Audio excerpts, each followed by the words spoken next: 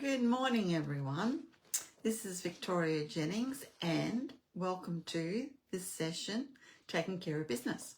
So today I wanted to talk about you're making money, but are you actually profitable?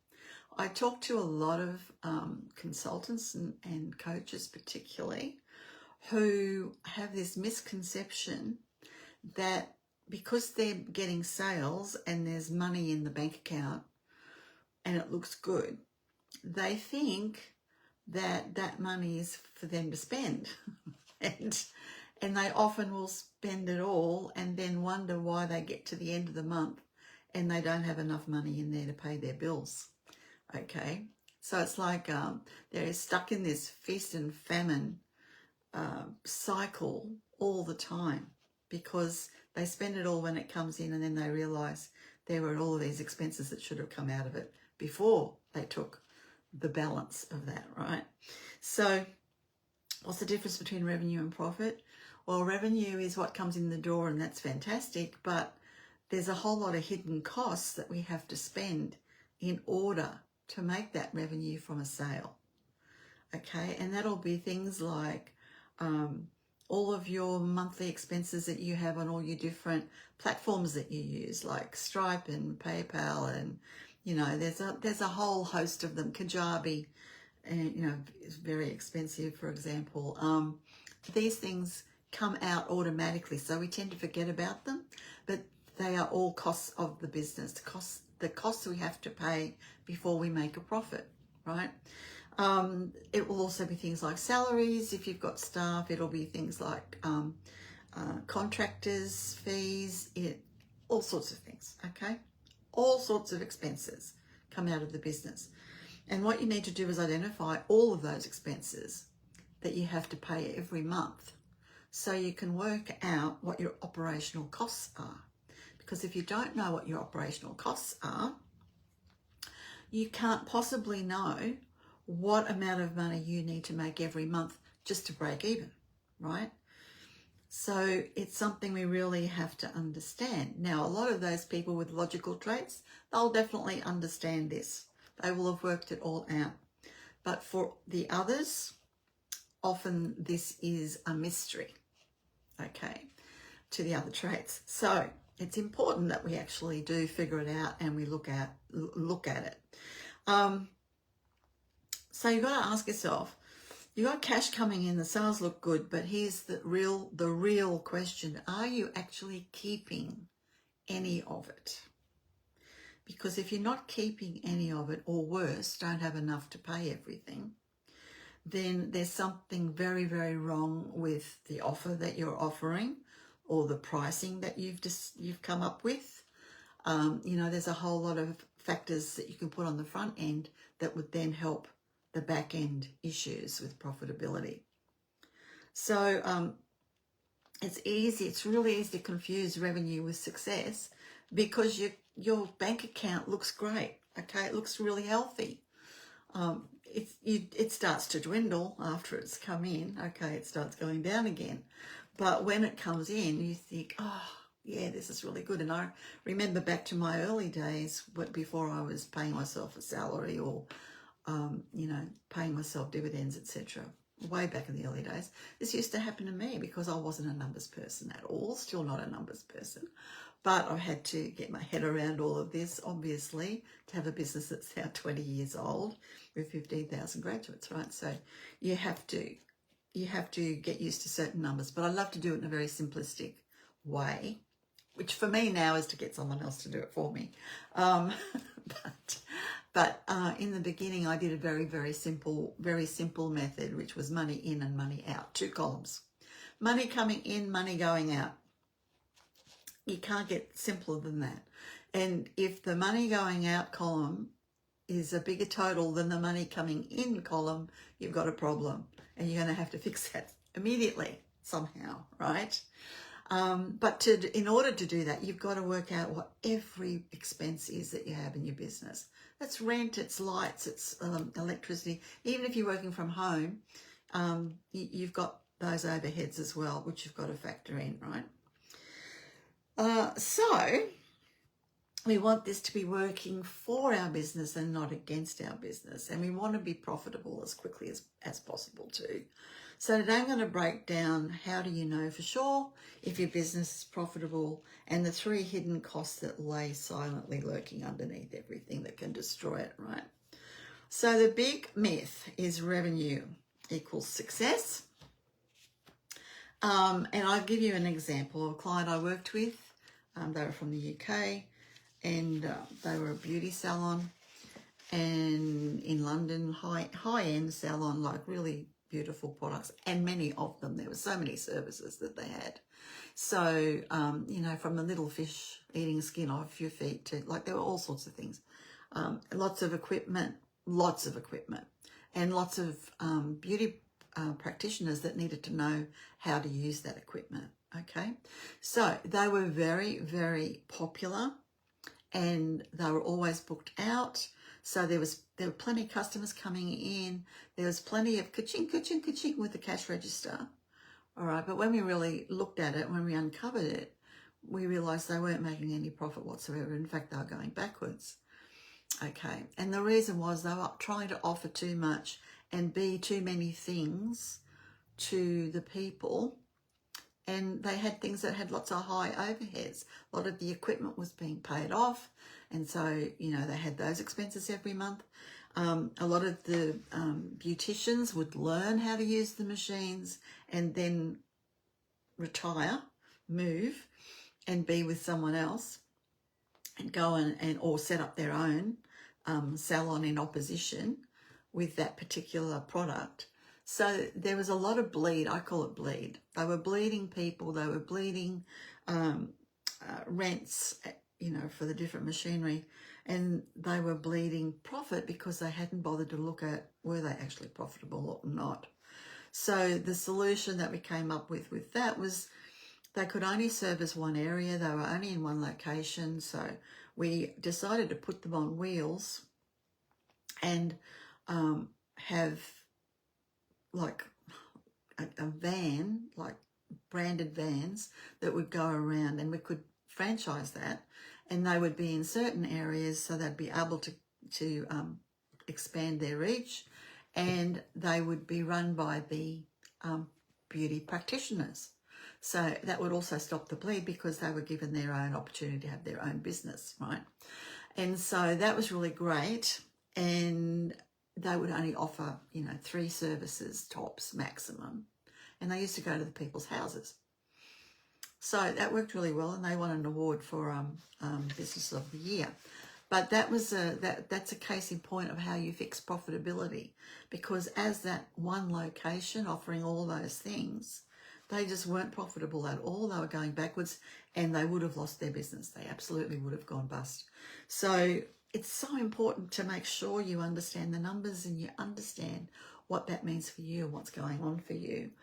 So some of the costs that you don't consider, all right, are the things like the overhead creep. We call it the overhead creep. So all of those hidden overheads that you have. And the other thing that I used to do, I don't do it anymore, but I was really, really bad at signing up for something. Like it might be Kajabi, that's not a good example, but, you know, something like that, an application. And then forgetting that I had it and then signing up for it again. So I'd be paying for it twice. Sometimes I was paying for a subscription 3 different times. It was crazy. So all of that money was bleeding because I already had it. Okay.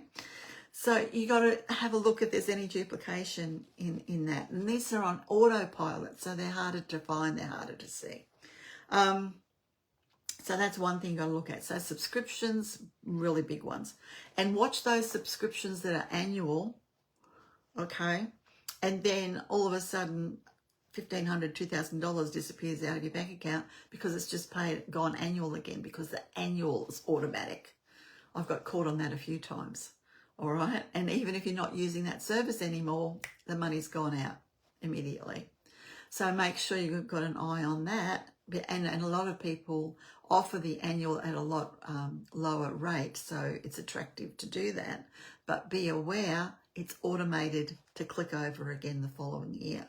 So you want to watch those subscriptions too, because they can really throw out your numbers. You've got to pay your rent, you know, all the tools that you use, whatever tools that you use for your business, you know, especially equipment that you might hire, you've got to keep an eye on that, and make sure you've factored that in to what you're pricing your products and services at, because that's where it has to be covered. It can only be covered in your products and service price, okay? So if you haven't stacked that price so that all of these things will be covered, you're in trouble. So the other thing that often happens is you could be underpricing by doing too much for too little return. I see that a lot with coaches. So providing a lot of time, providing too many one-on-ones, you know, just doing way too much, doing done for you stuff, and they haven't charged enough. I see that too. What else can we think of? Well, the product itself could be underpriced, and so you're not making the profit that you could be. And some people do that because they've joined a pricing war with their competitors, and that you never win out of that game. Never, never, never do you win that game. It's got to be about the value you provide, but the value has got to be things that don't take up your time, all right? So tools and stuff like that are great, value adds, but not your time. You want to protect that as much as possible, because that's the most expensive asset that you have. A lot of people don't realise how expensive that asset is, all right? So if people want it one-on-one, they've got to pay a premium price for that. The time suckers, spending hours on non-revenue generating tasks instead of focusing on profit drivers. So doing, like, being busy, you know, the people that they're always busy, but their productivity is not going to help the needle move forward on their business. So as a business owner, you want to focus on those things that move the business forward first. That's the priority. Then you can do the fill-ins, you know, the email checking and the, you know, all of that. Do that at a certain time of the day, every day, and do it once a day, and you're done. Don't keep going back to it over and over and over again, spending time checking this and checking that, okay?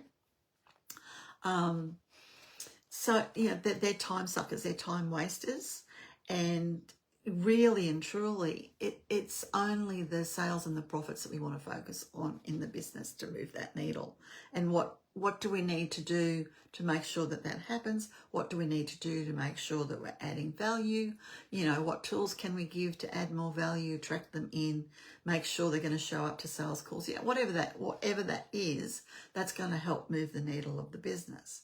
All right. But the busyness of business does not help move the needle. It's actually taking away from the needle. It's an expense on the business. All right. So have a look at that as well. In what's the one expense in your business that you know you should cut immediately? Drop it in the chat below. What should you cut out of your business now? Just based on what we've just talked about. What should that be? What are some of the things you should look at now that maybe you're not aware of? And where do you look? You look on your credit card statements, you know, you look in your statement of your bank account, and you look at the things that are coming out regularly, and you make sure you know what every one of those are, because another thing that happens is fraud. So something can be coming out, and this happened to me as well. Things were coming out, I didn't even know what they were. I had no idea what they were. So you need to do that as well. And this all happened for me because the CEO that I have now, he comes from the logical trait area. Okay, he's an enhancer. So he comes from that trait, so he can easily see the patterns and he can easily see the bleed. And he would then ask me, well, what's this? Do you know what this is? What's this about? Blah, blah. And he, you know, we went through a lot of pain when he first came on board, pain for me, to find out what everything was and why the business was paying for this, that, and the other. And we found so much duplication, and like it was crazy. And it saved thousands upon thousands, tens of thousands of dollars a month. just from that little exercise, all right? So make sure you go in there. Make sure you know what every expense is. Every dollar that comes out of your account, every dollar that comes off your credit card, you need to be able to account for it, know exactly what it is, and also ask the question, is this moving the needle of my business forward? Is it something essential that we need? Is it a system that we absolutely rely on? Or is it superfluous and something we could actually get rid of and cancel? You know, and do that, start there and do that as quickly as you possibly can. Okay, so how do you know if you're profitable? It's a very simple formula. Okay, and I mentioned it before, but revenue, total income, minus cost of goods sold, minus, which is delivery costs, anything like that, subcontractors, minus operating expenses, which is subscriptions, admin, marketing, and your pay. And yes, I said your pay, because you should pay yourself first before you pay anyone else. All right, so that should be coming out, especially in a startup. That might be just a director's deduction, okay? But as you grow, you pay yourself a salary. It's a very good idea to pay yourself a salary. You'll get the profits as well. You get the dividends as well, but you pay yourself a base salary because your time is an expense on the business. And, you know, it's better that you do that and pay that tax and have that PAYG thing going on in Australia, we call it, for you. That should be the first, you should be the first employee of your own business, right? So those are all the things that are taken away from the profit. Those are all the things that you need to account for and make sure that when you do your break-even analysis, and for those of you who don't know what that is, working out what you need in operational costs every month before you make a profit. So if you're just making enough money to pay the bills, then you're only just at break-even. You're not making any profit. And if you don't make profit, then you can't do other things. You can't reinvest into the business and grow it. You can't invest in things like property or shares or, you know, the things that are going to make more money for you. You can't do that. You haven't got the money to do that. Sometimes you don't even have enough money to pay yourself a dividend because it's not in the bank, you know, and your financial tax return says you've made X profit, but you can't pay yourself that profit because it's just not a cash in bank. Okay, so that's another reason why you're not making profit. So it's really important that you look at spreadsheet. It's important that you understand what a profit and loss statement is. I'm not saying you've got to do the books. I would not recommend that you do the books. I always recommend you get someone who's great at doing something to do the tasks that need to be done. But you need to understand how to read them. You need to understand how to read a balance sheet. And I still struggle with all of this today. I usually have to get my son, who's an accountant, to help me out and help interpret it for me, because I do struggle with it. It's like I'm totally blind to numbers. As soon as I see numbers, my brain freezes. I don't know, something happens because I've only got 4% logical trait, I suppose. But I get all glassy-eyed and I don't want to do. My operandi is I just don't want to deal with it. So I put it to one side and I'll go and do something else. I'll go and do anything but look at the numbers, right? So if you're like that, you need people around you who can interpret it for you, who you can trust, okay? And that's really important, because really and truly, there's no point in being in business if you just bought yourself a job. What's the point of that? So much stress with running a business, so much risk with running a business. You would be better off working for someone else, honestly, if that's all you're going to do and have no profit over. So this is the sort of stuff that we go through in a lot of detail in the Roadmap to Millions Bootcamp. In fact, we covered some of the financial stuff yesterday in our live session in the Roadmap, and it's really cool because I do it in a different way. I do it in a way that the logical traits definitely understand because it's natural to them anyway, right? but it's also a way that the other traits, the strategic, the communicative and implementational understand. I like to simplify it so as if I'm talking to myself because I need it to be really simple so that I can understand it, okay? But the easiest thing to do is money in, money out. This is the money that comes in. This is the money that goes out every month. Are my prices at the right point to be able to be giving me a return, a profitable return on my business? Now, a profit should be anywhere from 10% to like 50%.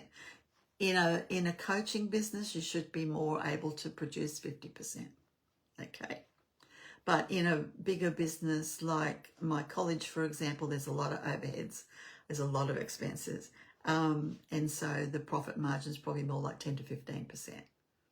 Okay, in construction companies, lots of overheads, big equipment, big leases, you're looking at probably 5 to 10% profits in construction. So it all depends on what your business is and how profitable you can be. So do those two columns for me at least, money in, money out, so that you have an idea where you need to look and that you need to look.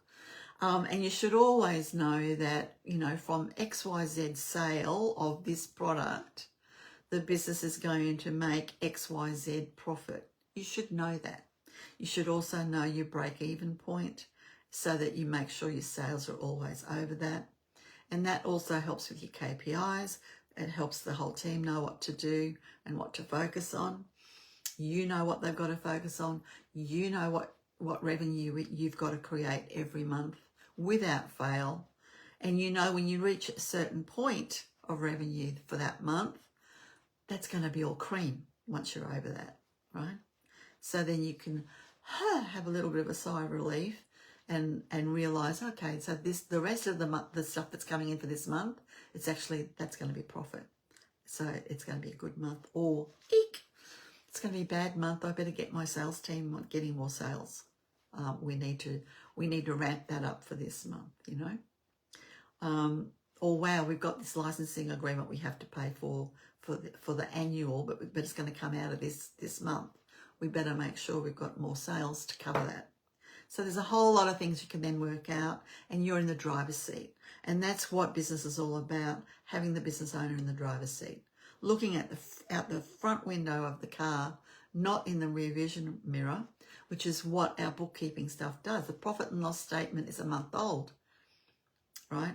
The balance sheet is a month old. It's done at the end of the month, and it's too late to make any tweaks.